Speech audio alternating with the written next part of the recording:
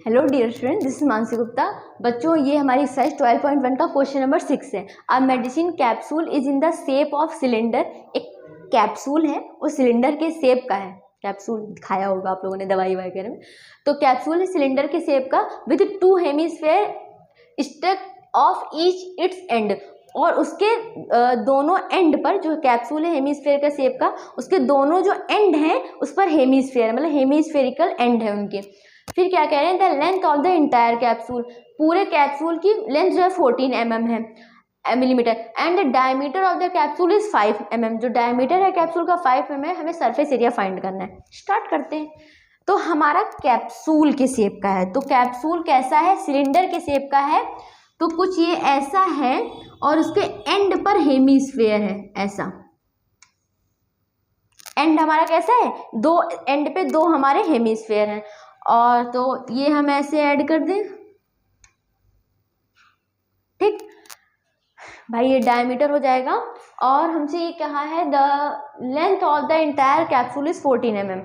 पूरे कैप्सूल की लेंथ कितनी है, 14 mm।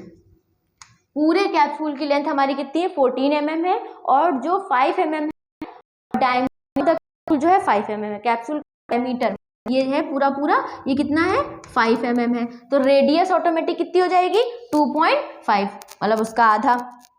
तो पहले करते हैं हम। सबसे पहले क्या करेंगे, डायमीटर कितना दिया है, 5 सेंटीमीटर। तो जो हमारा रेडियस है वो कितनी हो जाएगी, 5/2 मतलब 2.5 सेंटीमीटर। अब हमें पता है जो ये पूरा पूरा कैप्सूल है उसके दो एंड पर, एक यहाँ हेमिस्फेयर है, यहाँ पे हेमिस्फेयर है। तो ये हमारा ये रेडियस 2.5 है, तो ये भी हमारी 2.5 ही तो हुई, क्योंकि हेमिस्फेयर है तो पूरी रेडियस ही। तो जो हेमिस्फेयर की हाइट हुई वो क्या हुई, 2.5। और इधर साइड पे भी हमारी ये कितनी हो गई, 2.5। और कैप्सूल की इंटायर लेंथ कितनी है, 14 mm। हमें पता करना है, ये बीच में क्या है, सिलेंडर है। तो जो इसका सरफेस एरिया हम फाइंड करेंगे, तो एक ये वाला हमारा सरफेस एरिया हेमिस्फेयर का, प्लस सिलेंडर शेप जो बीच में इसका हेमिस्फेयर का, सॉरी जो सिलेंड्रिकल शेप है इसका एरिया, और प्लस हमारा जो इधर अदर एंड पर हेमिस्फेयर है इसका एरिया।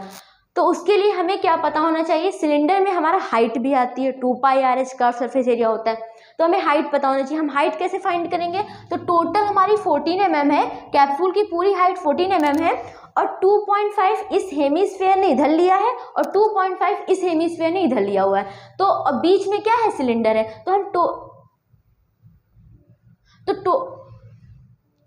तो हम टोटल हाइट में से जो 14 mm है उसमें जो 2.5 इधर से माइनस कर देंगे, 2.5 इधर से माइनस कर देंगे।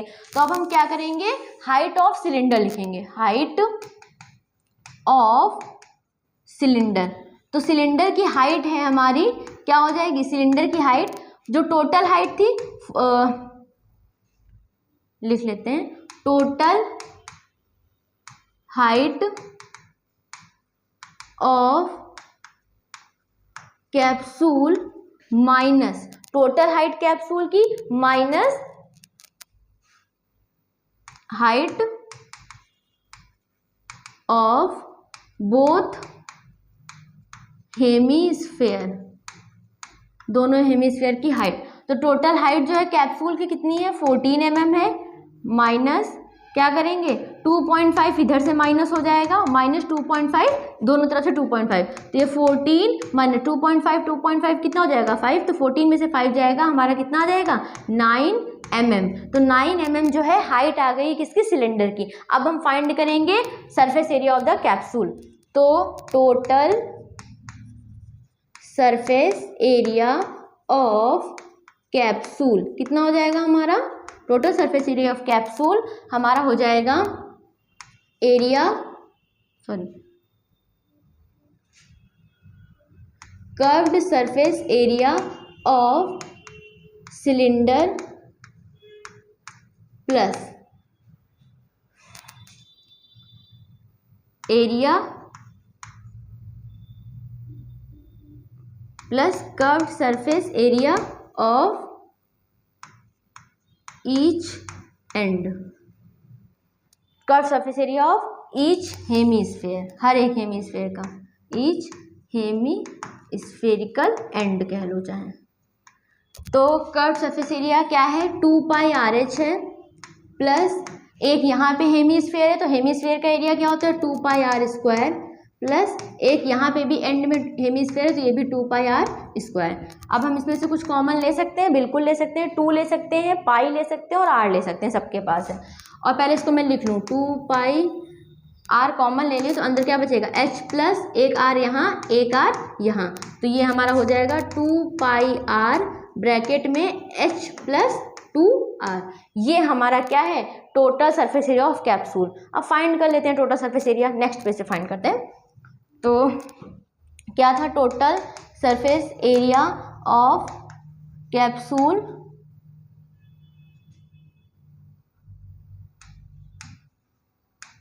टू पाई R ब्रैकेट में H plus 2R, 2 pi R bracket में H प्लस 2R। तो ये है 2 पाई कितना हो जाएगा हमारा 22/7, रेडियस R हमारी कितनी है भाई, R है हमारी 2.5, रेडियस 2.5 है, और H की नीड है, H हमारी 9 आई है, which is your height of cylinder. तो R है हमारी 2.5 और हाइट हमारी कितनी है 9 प्लस 2.5 सॉरी प्लस 2 इंटू 2.5। अब ये हो जाएगा 44/7 इंटू 2.5, ऐसे ही रहने दें। और इसको अगर मैं सॉल्व करूं तो 9 प्लस 2.5 मल्टीप्लाई करोगे तो कितना आ जाएगा 5.0।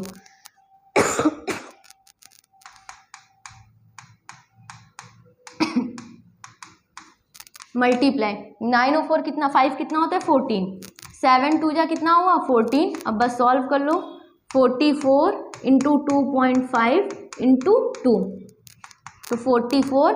अगर हम 2.5 किससे मल्टीप्लाई करेंगे तो हमारा कितना आ जाएगा 5।